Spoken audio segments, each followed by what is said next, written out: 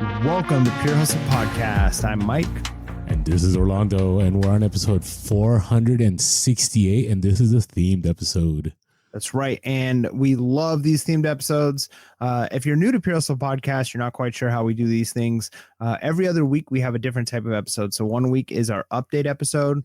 That's where we talk about the things we're doing in the reselling world, you know, our recent finds, the bolos, what's going on in the reselling world in general, some news and updates. But the themed episodes are where we kind of narrow in on a specific topic. So it could be shipping, it could be listings and sourcing. And we look at very specific things. And so these are our chance to really kind of dig into the stuff that maybe we're hearing people complain about, questions that we've had, or the things we know that both new resellers and longtime resellers are potentially dealing with. So we are excited about this. Orlando, what are we talking about today? So here's the thing. People will, I'm sure, comment, will be like, oh, you guys talk about the same stuff all the time, or you've already covered this many times. Okay, I want to address a few things. This is episode 468. So chances that we're going to talk about the same stuff about reselling, pretty high at this episode. Also, there's only so many like avenues that we could talk about reselling that helps people, right? Like we can get really niche and like start talking about watches and start talking about shoes, and we could do that. But I always feel that, hey, we need to kind of like bring back some stuff and address new sellers, and then experienced sellers also chime in and they're like, you know what, that was good for me to hear because I haven't thought about that for a while. So today's episode, we're going to talk about like, is it really worth it selling on eBay? Like, because all the time, right, you hear this language like, yeah, reselling is not worth it. Like with the returns, like you're never going to make money, or eBay's fees are too high. All you have to do, if you want to find these people, go to e-commerce bites and go to their comment section on any article. Like you will find these people that have given up on eBay. I think we've done some episodes where we've like read a couple of comments out of e-commerce bites, but we should have a whole episode one time where it's like an e-commerce bites episode where we, you know how like those old late night shows would do like crazy whatever. We should do something like that where it's like where we take turns reading them and then maybe in like the voice that we think this person speaks in. Like that'd be pretty funny. You know what? Maybe I'll pull up some comments here, like while we, because I'm telling you, like it's always here. Okay, I just pulled one. The article was, let's just see what it says. It says eBay adds shipping reminders, updates Vero portal. Okay, we talked about that in one of the last update episodes. So now I'm going to go comment section. Let's see. Oh my goodness. The first comment, it says, if a shipment is delayed, buyers can submit a claim if they don't receive their item on time. If the claim is approved, buyers will receive a refund. Even if you shipped on time, this can impact your seller metrics. So this is what eBay said. This person, what's the response? Even if you shipped on time, why would you get a defect? What kind of new crookedness is this? Do I work for UPS, USPS, FedEx? Can I control other people? And it said, eBay says, we're always looking for ways to enhance our support and protection for you and improve your selling experiences. The comment, no, you aren't, liars. It's like, what? Like, what? Like, why are you so explosive? Like, what, who hurt you? Like, what's going on? Right. And you don't get us wrong. Like we joke occasionally about Orlando having eBay tattoos on him. But I feel like we've been pretty fair on the podcast over the years of making our complaints about eBay and saying like, hey, we think they're really weak in this spot, or this is a poor decision. But also, you know, when you're professional about things, you tend to get a little bit further. So, but we should do a fun e-commerce bites episode at some point. But our first thing here that we often hear people say about eBay is it's fee-bay. You know, it's just a bunch of fees. And I'm going to be the first person to say I have probably complained about the fees on this podcast 1,000 times, right? Now there is a level of okay, it's appropriate to say, hey, eBay's Q4 or Q3 earnings went up, and look, they're making more money as a company, and now look, their stock is more valuable. Well, how did they make that money? Well, they actually didn't sell more inventory this year than they did last year, or the value of the inventory they sold wasn't more than the year before, but they've increased fees, right? So I've been the first person to say like, hey, there's an issue with this where if the only way the company is sustaining itself and growing is through increasing fees and not by keeping the fees the same and increasing the number of buyers on the platform, there's a problem there. But the side where people take this too far is when they say, you know what, the fees are just too much. It's not even worth reselling, and all they do is charge, and so much what they're charging. Look, the fees are almost nothing if you compare it to all of the other costs that you would have if you were trying to have pretty much any business, right? Like if I wanted to have a brick and mortar resale type store, like a pawn shop, I've got to pay my rent. I've got to pay like fees for, my wife is a homeschool director, and she has to pay fees in order to have the license. She has to pay fees in order to have insurance for her business. She has to pay fees to the facility she's using. She has to pay fees for the supply. There's fees on everything. And so no matter what type of business that you're operating, there's going to be fees. And the fact that this fee is really the only fee you have for a platform that is already designed, developed, and it's out there. It's already got the reach, right? I don't have to build up my own store and then advertise for it. When I put my item on eBay, I get to basically buy the eBay name and their branding and their outreach, right? That's part of what I'm paying the fees for. Now, would I be happy if those fees were less? Absolutely. Who wouldn't be? Yeah. But at the same time, if that's the extent of the fees, and that's not to minimize that, yes, you do have to pay for your storage fee if you've got a storage unit, and you got to pay for your gas. And there's other things you have to pay for as a reseller.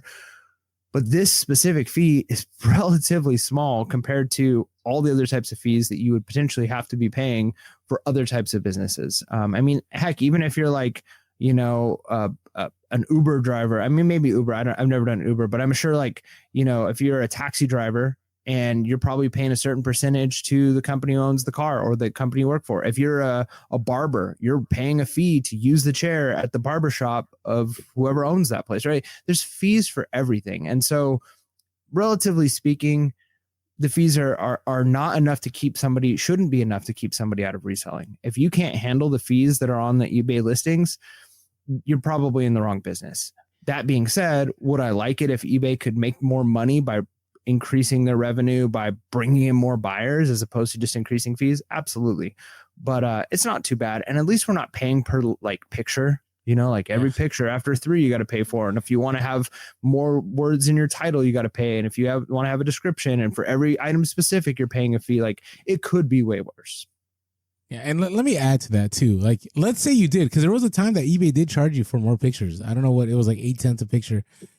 Even still, what eBay provides for you is ridiculous, right? If I went to the swap meet, right, Kobe swap meet in San Diego, I forget, what was the last time? How much did you pay last time to do that, Mike? Do you remember? I don't know. I didn't do the Kobe. I did the Santee one, but you paid $20 or something for your okay, spot. Kobe, I think is 50. But so you pay $50, right? And you need to have a decent amount of inventory, but at the swap meet, you're gonna be selling stuff for cheap, right? So you're paying $50. Now, you could go to eBay, and in the luxury of your home, you can take pictures, you can upload pictures, right? And you're paying, let's say you even pay 20% fee, which is a crazy amount, right? But let's say you pay a 20% fee and you sell something for $100, right? That's $20. And let's say you picked up the item for $4 or $5, that's still crazy profit, right? You said, if the fees kill you, you're in the wrong business. Well, it's not only are you in the wrong business, you may be doing the business wrong. Right? You may be buying stuff with very low margin, but if you keep your margins at a certain place where you're going to be profitable, eBay is the way to go. And not only that, eBay, Kobe swap meet, it'd be San Diego. So you're only getting people that walk by. With eBay, you can get the entire nation looking at your stuff, right? All the people on eBay in the United States, if they're looking for your product, they can find it. Not only that, you can also have the entire world, right? You have 160 million, right, buyers on eBay that will look at your item at a fraction of the cost, right? You could try to run your own website. That's really hard. That takes a ton of time. That takes a lot of paying Facebook ads. It takes a lot of work, right? But eBay gives you that avenue, right? And the barrier to entry isn't that tough. Yeah, there is a curve. Yeah, there is, you got to figure out how to upload stuff and how to do your listing, and you got to figure out shipping and all that. But as far as the cost that you're paying out of your pocket, you don't even have to pay up front to sell stuff. Back in the day on eBay, there was a time where you could sell stuff on eBay, and if it didn't sell, you could end up picking fees for your listing fees. Now, you still may get that, like if you have too many items or you don't have a store or something. Yeah. But it's very slim that you end up in like you have to pay to sell on eBay. eBay takes your money after the fact. So it's a win all around. Like if you're new to reselling, you're like, I don't know, I'm still really worried about the fees. Do not worry about the fees. What you need to worry about is your cost of goods. Like how much are you paying for your items, right? And if you pay, you know, very good margins on your items, you're going to do very well on eBay regardless of the fee. Even if you do promoted listing fees, like I do dynamic ad rate, and sometimes I do have crazy fees. Like I end up paying like 20% on some stuff. But I pay like $1 for something and I'll sell it for 50, and like, okay, I turned $1 into like $28 profit. Like how there's rarely any other place I can do that for such a small cost. Oh, I agree. Now, the other part is, and this is kind of like the next thing we're going to talk about is, you know, a lot of people are like, oh man, like getting inventory costs way too much. And I'm like, what? Like, what are you talking about? Like there are garage sales galore. Even if you're in the Midwest, even if there's no garage sales, there's Craigslist. There's OfferUp, right? There's Facebook Marketplace. There's your church rummage sale, right? All those places allow you to get stuff really cheap. Right now, does it take a little bit of work? Of course it does, right? It takes you being sometimes scrolling for hours, right, to find something, right? Garage sales. Does it take you some time to plan out your garage sale the night before? Does it take you some time to go get gas, to make sure you have, you know, 5s and 1s, to make sure that you know, hit as many houses as possible? It does take some time, but there is the opportunity. Like there is no shortage, right, of you being able to get cheap inventory. Like, because I've heard people before saying, I can't find anything. It's like, no, you're just not looking. Yeah. Yeah. And that's the thing too, is like when you're talking about like, okay, this is different. If you're like a longtime reseller that's in a niche, it's very possible that the avenue you were using to source, like your source, your actual place where you're getting your inventory might have gone up. The prices might have gone up. Maybe you no longer have the connection you had where you were getting pallets at a certain price. So it is very possible that like your individual experience could be like, hey, the cost to acquire inventory has gone up for me. And I think we've all experienced that. Like you used to be able to go into thrift stores and get things much cheaper than you can now. But Orlando's right when he says that those aren't your only options, right? Especially if you're like brand new and you're like, I don't even know what to sell. Like you can honestly just start with selling free stuff. Like I would say I first started reselling, I sold stuff that was in my house that I just wanted to get rid of because I wanted to learn the process. How do I ship things? How do I list things? Okay. Then it was, hey, I'm going to go to some garage sales. I'm bringing $20. Like I'm going to spend $20 over the next couple of weeks at garage sales, and whatever money I make off of that, I'm going to put right back into it and go to more garage sales. But I just as easily could have done free stuff. I mean, some of the best scores I've ever had have come from free finds that I found on the side of the road, right? Someone just has next to their trash can. I'm not like the typical, like I don't do that all the time. I know we have some listeners, we have some people in our Discord who are, you know, it's pretty regularly. It's like, hey, our community has a day where it's like, you know, people set stuff out for their trash that's like, you know, a pickup day for bigger things or whatever. And they always drive around those days and potentially pick stuff up. So you could even do free on Craigslist. You can ask people who, you know, there's been a lot of times when people find out that I'm a reseller that they're like, hey, I've got such and such and such and such and such. Do you want it? And usually it's not anything that's worth it for me to sell.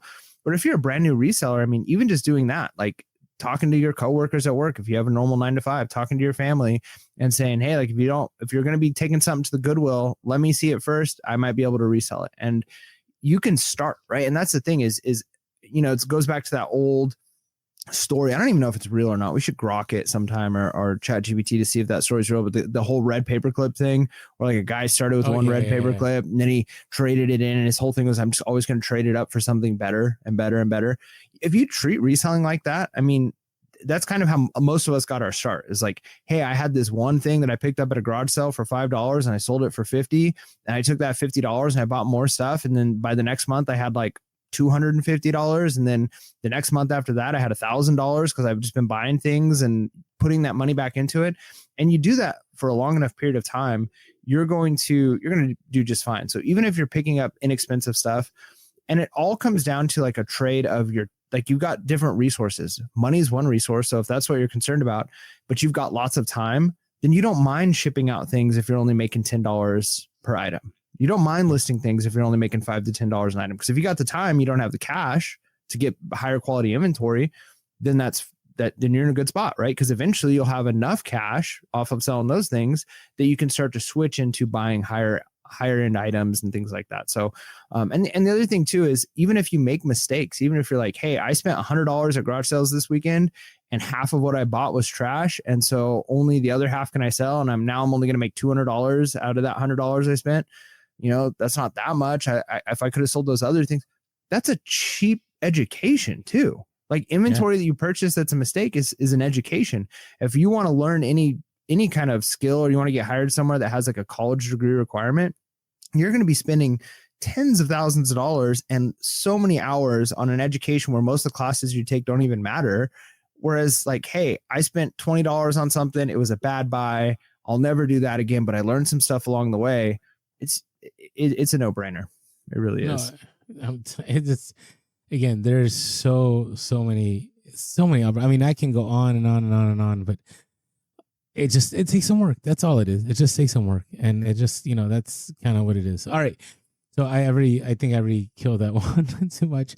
All right. This next one's like, hey, sell on eBay. Like, you're going to lose all this money on shipping. Like, you're just not, I feel like we're doing a myths episode, right? But there's this fear that like, hey, if I buy things and I got to ship it, I'm going to lose a lot of money. Now, I will tell you, shipping has become exponentially like more expensive, right? Like, I remember the good old days when we were shipping, I don't know, the start of the podcast 8 years ago, like we were shipping stuff out medium flat rate, like for $13 or something like that. And now like some places I do medium flat rates, like $19, right?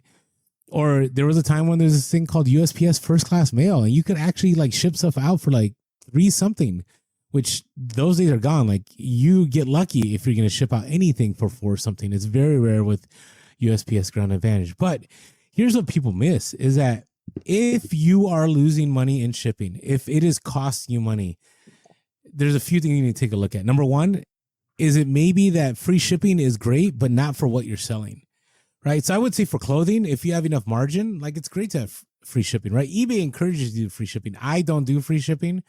I stopped doing free shipping a while ago. I don't think it hurt my business, but to each their own. But I charge everybody shipping. So for me, it's like, hey, I don't lose money on the shipping. And sometimes I make money on the shipping. Every once in a while I do. I got to rewind a little bit. I do lose money on my shipping in the sense that instead of me charging, like let's say it costs $15, I usually charge $14, and I lose $1 on each item that I sell. But for me, it's like I'm trying to stay competitive, right? So to me, I get more sales, and so I don't mind losing that $1 for a sale here and there. I think the other thing you need to take a look at is, are you actually using the best kind of shipping? I get comments all the time like, Orlando, why do you still do flat rate? Like, you're losing money, right? Why don't you do USPS Ground Advantage? Why don't you? Yeah, I think flat rate's a little silly, but hey, you do you. You know what? I'll be real. I think I've just gotten lazy. Like, I probably need to go back and I probably need to restructure all my listings and the flat rate. But as of now, like, I'm still getting sales. Like, it's not hindering my sales. Now, granted, I'm not full-time anymore. So I wonder if I cranked it back to full-time stuff, like how much it would hurt my sales that now I still charge flat rate, because flat rate is pretty expensive these days. Like, it is wildly expensive. But if you're losing money on shipping, number one, you're not, like, when you're buying, you got to keep the shipping in mind. Like, you got to realize, hey, I may buy this for $5, but the shipping may cost me $50, right? Let's say it's a big, heavy item, or let's say the dimensions are kind of wild. So you got to keep that in mind. And if you go free shipping and you sell it for like $70, like, you're going to end up in the negative. Like, what are you doing? Like, don't do that.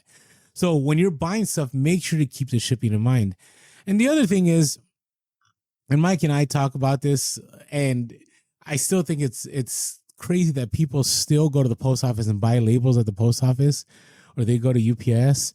Like, buy your labels off of eBay, right? eBay gives you discounts. And if you become a top rated seller, you get even more discounts. Or use pirate ship. It's funny right now, I'm at a school now, and we just had to ship out a ton of books.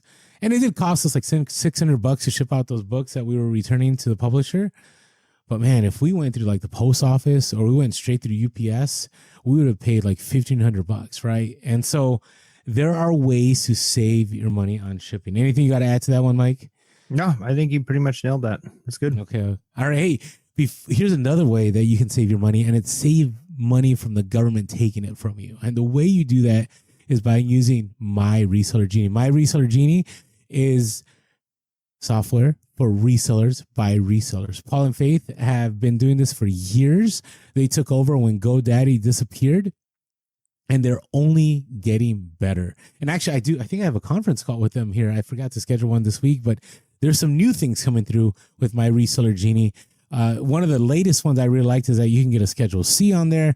If you're wondering what it does, it takes all your eBay information, all your shipping that you paid, all your fees that you paid, takes all your Poshmark stuff, and it puts it right into a format that you can give it to your tax person, and they can run your taxes for you. So be aware, like My Reseller Genie, if you're worried about taxes, it's a great tool. I got my taxes coming up here in like a few weeks because I delayed it to October 15, but I'm okay because I have My Reseller Genie. So if you're like, hey, I want to check it out, go to My Reseller Genie, use our code Pure Hustle. If you use our code Pure Hustle, you'll get 15% off the first month. Again, use our code Pure Hustle and you'll get 15% off the first month.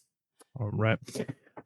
Our next one here, promoted listings. Now, remember promoted listings gate? That was the thing. That was the thing. Here's the thing too, kind of going back to how we started the top of the episode here. Does anybody love paying more? No. Like if I could make the exact same amount of sales, if I could do that as consistently as I do with less fees and not having to promote, of course I would do that, right? But the reality is we live in a competitive world. I'm not the only one on the listing on something. If I am the only one on the listing, I probably don't need to promote super high if it's an in-demand item. But if I've got 15, 20, 30, 100 other competitors on that listing, and I've done all the things, right? I've my pictures are the best that I can make them. My listing is the highest quality. I've got all my item specifics. Well, how do I have the competitive advantage? Well, you can do some things like being top rated. You could have good ratings. You could be, just have that kind of social capital almost. But the reality is eBay wants to make money. They want to make their share. And so if I have my items promoted and all other factors being equal, if it's the same price item and eBay is going to make a little bit more of mine sells, they're more likely to push it higher up on the algorithm, right? Now we know that they might reward other things on the algorithm, like are you active? How fast are you shipping things out? If you're a new reseller, I feel like they push you higher on the algorithm because they're trying to hook you. So there are some other factors in play, but all other things being equal, if you are promoting your items at 1% or 2% or maybe more higher than your competitors, the chances of your listing ended up in front of potential customers goes up. And the more that happens, the more likely you're going to convert. And so if there's a threshold, right? There's a point where it's like, hey, there's a law of diminishing return. If I promote at 5%, I'm getting X% more sales. If I change that to 10%, I'm not going to double the amount, most likely. If I change that to a 50% promoted listing, well, that's not going to magically mean that now all of my items are selling the moment I'm listing them, right? Like there's a certain point where promoting it higher is not going to help you, because if it's not an in-demand item, your item's still not going to go. So you got to find that threshold for each item. But man, if you're promoting 3 or 4 or 5% on an item, again, that's nothing. If I sell an item for $100 and I have to pay the fees on it, and I had to pay an extra 5% because I had it promoted at 5%, I lost $5 on that sale from that promoted listing. But if that item would have taken another 3, 4, 5 months to sell, if I didn't have it promoted, I'd gladly lose that $5, take my 95 and move on. So again, it's you have control over this. Now you can, fight against it and say, well, I'm not going to promote at all, which is fine. Everybody else is going to, though. And unless your price is lower, like if you have the lowest price, like if I have a $100 item listed for 85, somebody else has it listed for 100, but they're promoting at 5%. Well, the customer's still probably going to see mine because it's the cheapest one if they have it filtered that way, and mine will still probably sell. But I've made even less. I might as well have charged a little bit more with some promoted listing on there. So it's not that big of a deal. And again, it comes down to, we've talked about having that unfair advantage. I think looking back at like high school, wrestling was one of those things that like I learned a lot about this in. is I remember when I was first getting into wrestling, my dad was like, I don't understand why everyone's cutting weight. Like, why don't you just wrestle at the weight you're at? And it's like, okay, well, if every single wrestler on the high school teams was like, you know what, I'm not going to cut weight. Sure, that would work.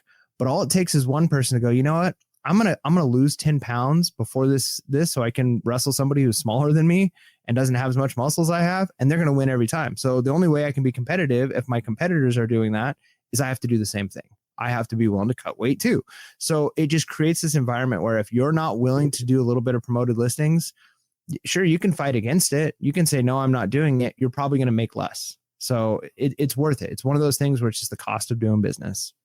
No, agreed. And again, promoted listings, like it's again, your cost, right?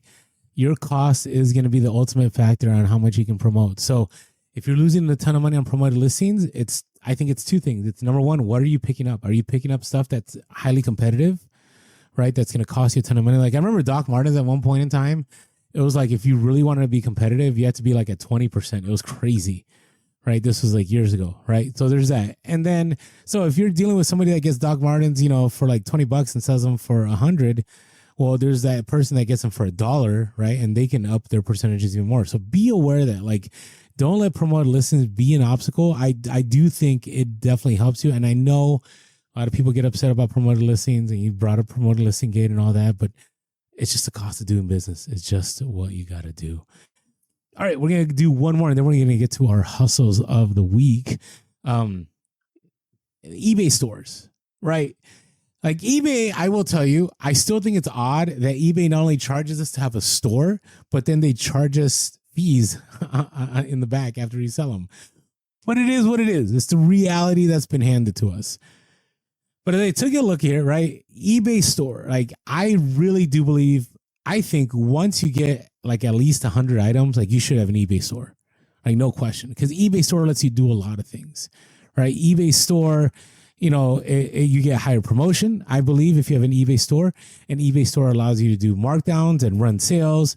eBay stores allows you to look a little bit more professional on there, right? They recognize that you could have a whole banner, you could have all this, and eBay store actually costs you less. So I'm looking at the starter. This is just a starter pack. If you had an eBay store, you had a starter store. I can't remember.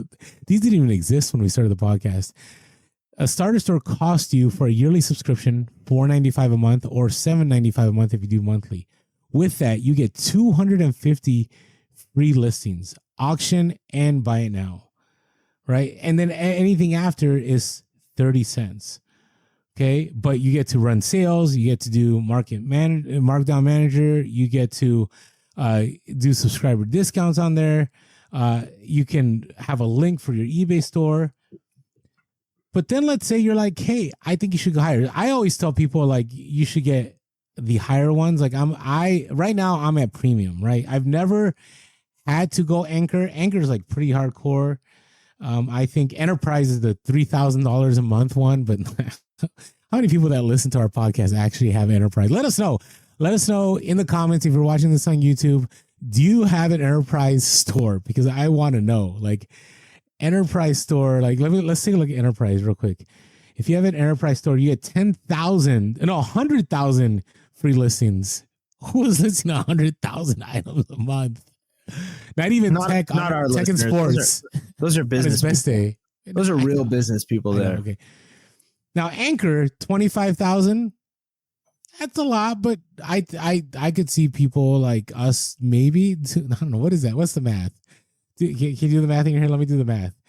25,000 divided by 30. Let's say 30 days. That's 833 listings. Okay. So that's almost tech and sports status, but he was 300 listens a day. So and he was the best seller on eBay.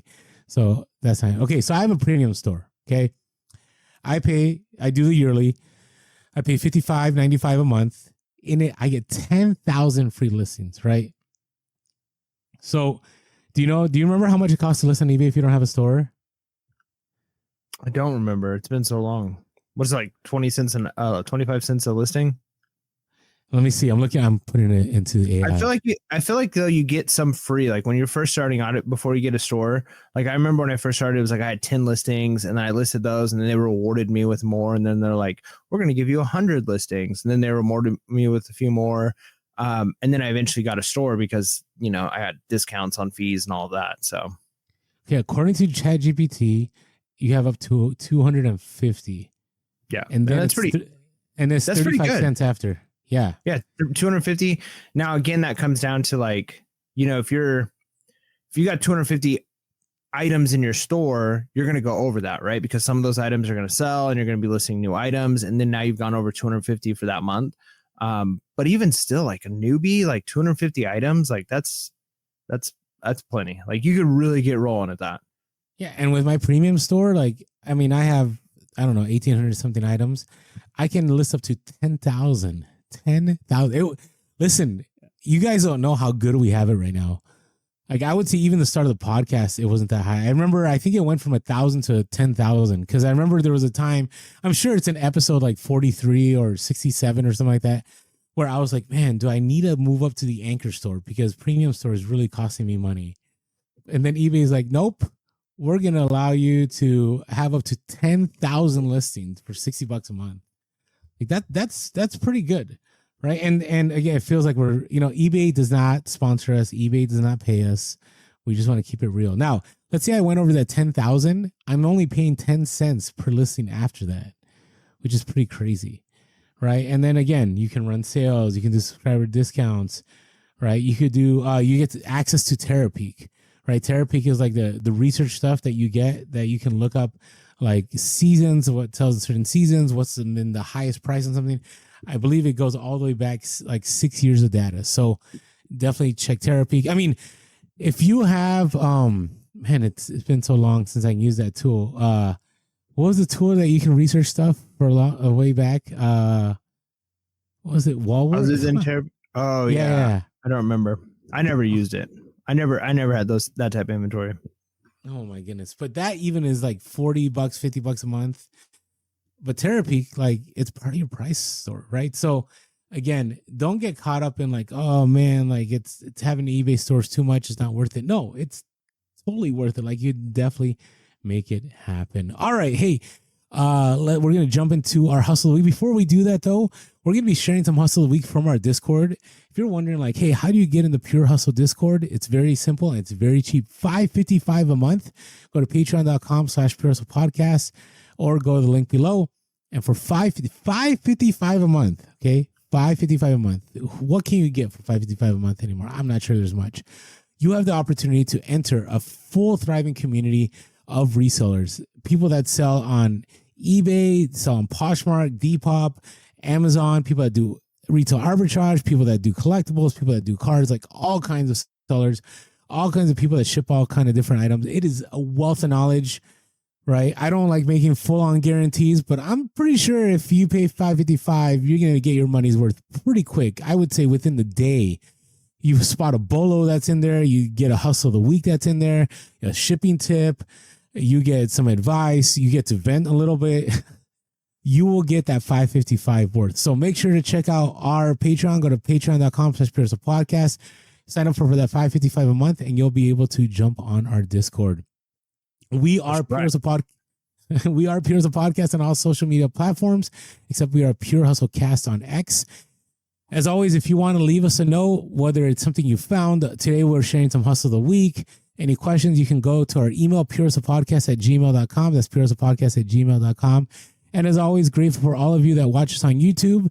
But if you're listening to the podcast and you haven't come over to YouTube, come on over, hit that subscribe button, smash that like button, click that bell notification.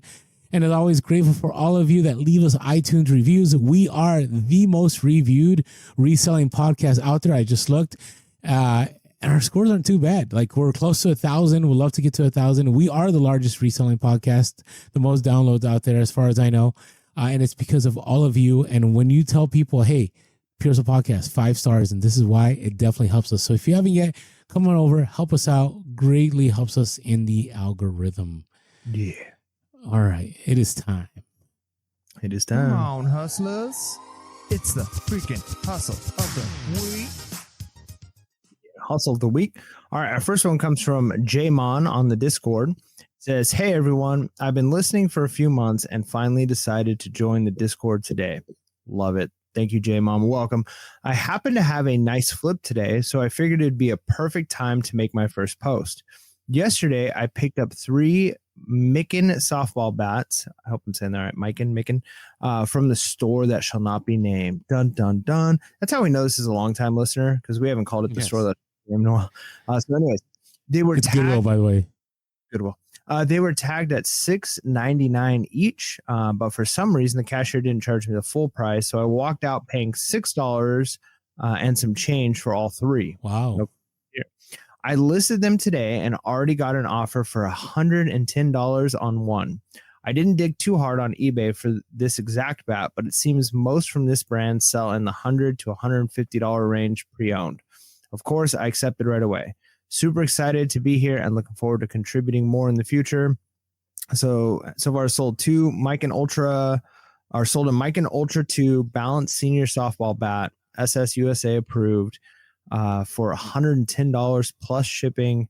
That's fantastic. And you know what, J Mom, with that being like, hey, they didn't charge you the full price. A lot of times you may not know, but like they'll do sales, right? Where it's like, buy one, get one free, or this tag is 50% off. So there may have been sales on those items and you didn't even realize it. No, agreed. And I love selling baseball bats. Like garage sales are the best places to buy baseball bats. It is wild. So nice work there, Jim. And then thank you for supporting us. And I say thank you. Thank you for supporting us and jumping on the Discord. All right, this comes from Salad Sauce did have a hustle of the week last themed episode, but this is too good. And I was like, you know what? We got to give props to Salad Sauce again. So Salad Sauce from the Discord said, this may be my hustle of the year. I was once again shopping in the back of my favorite thrift store. They had a Kohler toilet. We always talk about, would you be willing to sell toilet seats, right? Sell the toilet seats. They had a Kohler toilet and some sort of Kohler, a large heavy metal device donated the day before. I had no idea what the large metal box was, but I gave it a look up on eBay and saw it a few used ones sold for $900. This one was still new and in its packaging, just not in its original box. It was some sort of shower steam generator. They said they wanted $600 for it. Used one of my many saved up 50% coupons. 50%, good for you. And got it for $300. Sold for $1,999 in less than 2 weeks. Total profit $1,286.05. Okay, it was a Kohler Invigoration Series 9kW shower generator, new open box. Beautiful. You know what's beautiful about that? Taking the risk, right? Yeah. Spending $300 at a thrift store, like that's risky, but if the data's there and the money's there, it's worth it. So nice work there, Salad Sauce. Props to you. Just appreciate all of you on the Discord, because I got to tell you, these are some killer finds. Nice. All right. Our next one comes from Croftman from the Discord. So it says, found this Craftsman multi-tool for $325, and turns out it's a pretty popular model. So it was a vintage Craftsman Professional 471. Sold it with the multi-tool and the sheath in 1 day for $90 plus shipping. And I actually talked about that as a bolo just the other day. And part of that, I'll be honest, like I knew about multi-tools and have sold quite a few because of, just getting into tools a little bit more. But it was actually Croftman's post in the Discord that kind of got me thinking, like, oh yeah, like multi-tools is something people sleep on. So again, what a great find, and just another reason to be in the Discord, because we're only giving you little bits and pieces of what's in there, when we do some of these hustles of the week or these bolos, but there's so much information in there. So we really appreciate that community. No, it's really good. I mean, again, I would have never thought about now Craftsman tools. Like, there's some good stuff out there. Yep. So keep an eye. All right, my hustle of the week. So I got to tell you, being part-time, I can't wait. I'm going to hope that by the next time that I have a hustle of the week, that I have a good one, a really good one. Now, listen, hustle of the week could be something that you pay $1 and you flip for $50. Like, that's 50 extra money, right? That's still good. But I do miss, like, I haven't had a massive one, but so mine is good. It's still, a bolo, but, Loungefly stuff does sell. Now, you got to be careful, right? There's a lot of junk out there, but Loungefly stuff is they usually do like Disney stuff or they do collector stuff. And so went to a thrift store, paid like $5 for like this Mickey Mouse, like this rainbow sequin like backpack, and it sold for $67.50. So keep an eye out for Loungefly. I always pick up Loungefly if I can, but do the research. Like, don't just pick it up because there's some stuff that like the market's so flooded, like it may not be worth it. But that's my hustle of the week. It's not huge. What I do love though is that it's sold international, right? And so if you don't have your international shipping turned on, make sure to turn it on. All right, what is your hustle of the week, Mike? I don't really have one. This has just been like a very basic week for me. Just normal sales, nothing worth talking about. I think our hustles of the week from the Discord far surpass anything I could talk about. So I know. You know what? I got so much stuff I need to list. I need to start listing so I can have a good one eventually. Yep. You should list Freddy Funko, man. Oh, dude. But shipping that bad boy, like, I don't know. I feel bad for Freddy. So in case you guys don't know, when we started the podcast, this was like, what, episode 1 we talk about him? 2 or 3? I don't know. But Toys R Us was shutting down. And there was a Freddy Funko that was behind a cage. And he was locked up. And they wanted $1,000 to free Freddy. They didn't get it. They didn't, or did they get it? They did get it. They got the $1,000. Come on, Orlando. Come on. What kind of hustle is that? I did try to negotiate, but for whatever reason, I really wanted Freddy Funko. So I dropped $1,000. And I think he's worth like $4,000 or $5,000 now, but because it is a Freddy Funko store display. I would have to say, and nothing against nerds, because I'm a nerd. I've got all the nerdy books and the nerdy board games, and I play D&D and all the stuff. So nobody can judge me. I can say this. But that has got to be the nerdiest thing you've ever done, Orlando, is pay $1,000 for a Funko Pop. That's top tier nerd. Just saying. But it is so cool. It is so cool. All right, here I'm looking up if there's any comps right now. See, maybe the fact that I didn't sell it for such a long time, maybe this is why I'll be single forever. Because you walk in my house and there's just a Freddy Funko. And who it's a red flag. It's definitely at least a beige flag for somebody. All right. Okay. So no one has sold the one that I have. There's like an older looking. It's a 2002 one. No, it's a wacky wobbler. It's a bobblehead. Hey, that's a bolo. So if you look up a 2002 funky wacky wobbler Freddy Funko bobblehead, it's worth like $200. That's crazy. Okay, so let me filter it to like if people are trying to sell mine, if it exists. Nope, nowhere. So you know what that means? You can charge whatever you want. I can sell it. That doesn't mean you'll get it. But you know what? I was driving by a restaurant in my town the other day, and it's just like it's not even really a restaurant. It's like a sports bar. And you know what they have outside, like sitting out in front, like in their parking lot?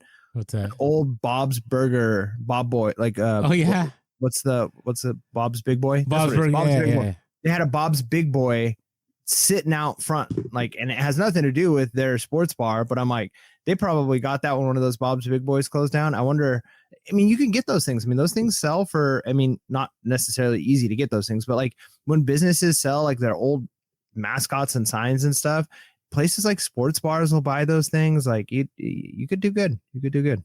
I could see Freddy Funko ended up in a sports bar or something one day, Orlando. Hey, you know what? You know what's going to happen? Is one day I'm going to pass and there's going to be an episode of American Pickers, like 2.0. They're going to go to my son, like, what's in here? And my son's going to be like, I don't know. My dad like has this like random like thing in this closet and it's going to be Freddy Funko full of dust just sitting there. And then I just looked up the Bob's Big Boy aluminum statue, like one of those full size ones they had out. Yeah. There's one up for sale right now for $750. It's got 71 watchers on it. It's obviously a local pickup. But man, that's geez, you could. There you go. You do good. There you go. Sorry, I didn't mean to interrupt your story about when people come in after you pass to buy stuff out of your house. It's okay. It was dark, man. I don't want to go down that path. Yeah, I know. I get why too. Everybody's all right. All right. Hey, so let's get back to a regularly scheduled program. What's another? By the way, thank you to everyone that sent in their hustle of the week. All right, so let's talk about returns, right? Because another thing I hear all the time is like returns, like you can never make money because people return stuff. There's bad buyers on eBay. That is so untrue. I would tell you my return rate after all these years is less than 5%. It is rare. Now, if you're picking up a bunch of junk and you're not listing stuff out, like obviously, you're going to have some problems. But if you're doing your due diligence, right, you're picking up good stuff, right, you're allowing, you allow returns, which I think reduces your returns. The reason I say that is because people are more confident about stuff and you're more confident knowing that you don't want any returns. Like I think it's good. So what I'd recommend is, hey, don't be scared about returns. Like make sure you have enough money in there, right? So make sure that like your margin is good, that if it returns, like you're okay. And by the way, if you're a top rated seller and it's damaged, you can say, hey, you know what? I'm only going to give you back 50% and you're okay with that. So be aware of that, right? So, okay, I found the e-commerce bite comment on returns because eBay forced people free return mandate on automotive parts and accessories. Like this is sometime this year. And somebody said, we're the new Midnight Auto. Get your parts for free. Return your old used ones. Hell, we'll even send someone over to even install it for free. eBay's auto idiom mantra and using sellers' money to make us look better. It's like, what? Now, was the H word okay for Pure Hustle? Was that all right? Yeah, I feel kind of guilty. Fine. Okay, all right. I don't know. I was quoting somebody, by the way. Right? But it's like, really? Like, no. Like, listen, if you get 5% of your sales to be returned, you're okay. Like, it's not going to be a problem. Like, you will be fine because the other 95% you're making money on. So don't let your fear of losing money on eBay returns stop you from selling on eBay. Yeah, it kind of goes back to that old thing where like people say, like, hey, I don't want to make more money because then I have to pay more taxes. And I understand that there is some people who fall in a category where it's like, hey, because I make below a certain amount, I don't have to pay for maybe childcare and I don't have to pay for healthcare and I get, X amount of this, for food and whatever. And so by getting an extra $1,000 or $5,000 a year, it puts you over that level. And then that $5,000 a year doesn't cover all those extra things you were getting. So I understand where there are some people's mindset where they're like, getting an extra $5,000 this year would actually hurt me rather than help me. But in general, those situations to the side and all the other commentary that can go with those situations, that put to the side, just in general to say like, hey, I'd rather not make $200,000 this year because then I'd have to jump into a higher tax bracket. So I'll just happily make $80,000 this year. Like that's such a, lack of a better word, it's just a loser mindset, right? It's like afraid to be successful. It's like, yeah, you'll pay more taxes, but your net is going to be higher, right? Like, yeah, you won't get that whole gross, right? It's going to be gross what they're going to do when they take a bunch of that money, but your net is going to be higher still. Like you're going to come out ahead. And so the same thing, if you're like, hey, I'm afraid to sell because then I'm going to have some returns. It's like, yes, you're going to have returns and you're going to have to pay eBay fees and you're going to have to deal with shipping. And the more you sell, the more percent, you're going to have more of those things, even if the percentage never changes. Like just because the scaling goes up, the number of items that are returned will go up, right? So is that true? Are you going to have to deal with that? Sure. But if you're making an extra $20,000, $30,000, $50,000 a year because of reselling, who cares? Like, yeah, that's just the cost of doing business at that point. Like you can't have that like stuck in the like mindset of because there are some negatives that come with this, I don't want all of the positives that come with it, especially if the positives outweigh those negatives. Yeah, agreed. It's just it's a mindset thing. It is definitely a mindset thing. All right. This next one, which I don't, does anybody really say this? Like opening a brick and mortar is more lucrative. Now, I do think there's an argument to be made. And I'm just countering what we have. But like, for example, I'm in San Francisco and thrifting, when I say thrifting, I don't mean going to a thrift store. I mean, going to the curated shops, right? And you're getting stuff that people sourced, right? There is big money. Like I have a couple friends here that they own some thrift shops and they're not thrift stores like Salvation Army or Goodwill. They are those curated shops and they make a killing. They actually will sell jackets for like 100% more than they would sell on eBay, just because the person in the store, they see it, maybe they're traveling from somewhere and they're like, I really want this now, and they'll pay the premium for it. So there is a place where that's worth it, but still they tell me that the overhead's crazy. Like the rent that they have to pay to keep the space, the electricity they have to pay, like the permit, all that different stuff, like it's very costly. Right? eBay, oh my goodness. Like, think about the overhead. What, your eBay subscription, your eBay fees, your promoted listings, whatever it is, doesn't even come close to a brick and mortar. So don't start with the argument. Like, I would love it if somebody actually has a valid argument that a brick and mortar is cheaper than selling on eBay. Let us know. Or not cheaper, is more lucrative. Like, you can make more money. Again, I think there's exceptions, right? But I think those are super, super rare. All right. This next one's going to be a little controversial. I don't know. What do you think about this last one here, Mike? All right. The last one is, I can make more money with other side hustles. Let's see. You're going to donate plasma. There's a cap on that. You're going to make like $400 a month. Are you going to go do Uber Eats, right? Like the wear and tear on your car, the amount of hours you're going to spend, or just driving Uber, probably not going to make more. I'm trying to think what other side hustles. Now, are there some?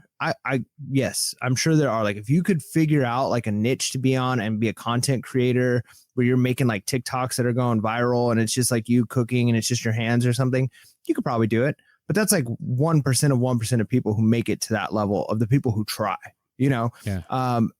Okay. Maybe you're like, if you're like an expert, like you like I've got a degree in classical literature. And so I'm going to do tutoring on the side, and I've got an online program where people come and I teach them classes. Like, sure, if you've got the skill set for that, or maybe you're like a plumber by trade. And so you've got a side gig where you just help people out around there probably are some. There's probably some side hustles you can make more, but the barrier to entry into those like is so much higher. Like, you have to be an expert in your field and something that's in demand and have the knowledge and ability to do it on the side, or you have to be either extremely talented, like literal talent wise, like on content creation, or just very lucky.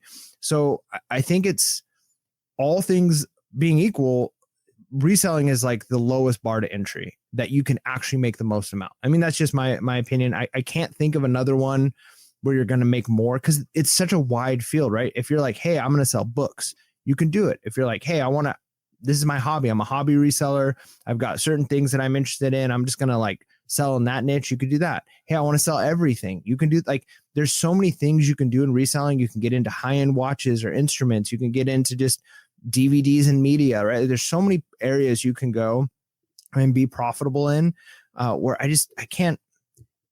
don't know, maybe you're really good at cornhole, and so you do side like gigs, tournaments playing cornhole, and every once in a while you make like money. I don't know.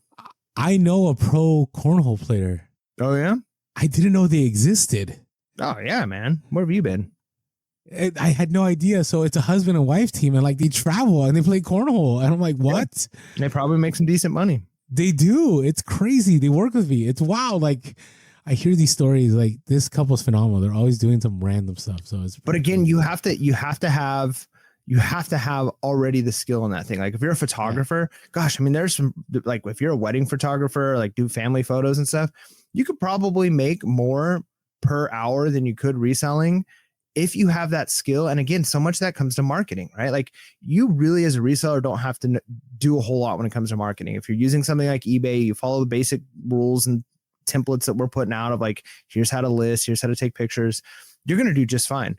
Now, if you're like a talented photographer and you've spent thousands of hours practicing your editing and like angles, and you understand your camera, you can make more money. You absolutely could. But again, that's such a small percentage of people who are there. So is this the only way to make money? No. But do I think it's the easiest, lowest bar to entry with the highest potential? Yes. Yeah, 100%, 100%. So we'll leave it there. Hey, if you are listening and you haven't started reselling, this is your call to start reselling. If you're new and you're like, should I continue building? Keep building.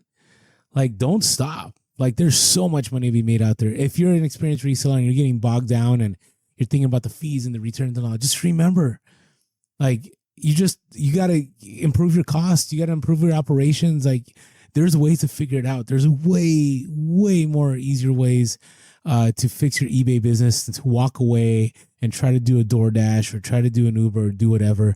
It's definitely possible. So, hey, thank you to all of you that tune in. Thank you to all of you that support us. And hopefully you found this episode helpful. As always, leave us a review on iTunes. It definitely would help us. And with that being said, make sure to be real. Be relevant. And be reselling. Peace. From garage sales to thrift store aisles, we hunt for treasure, stacking them in piles. Hustling hard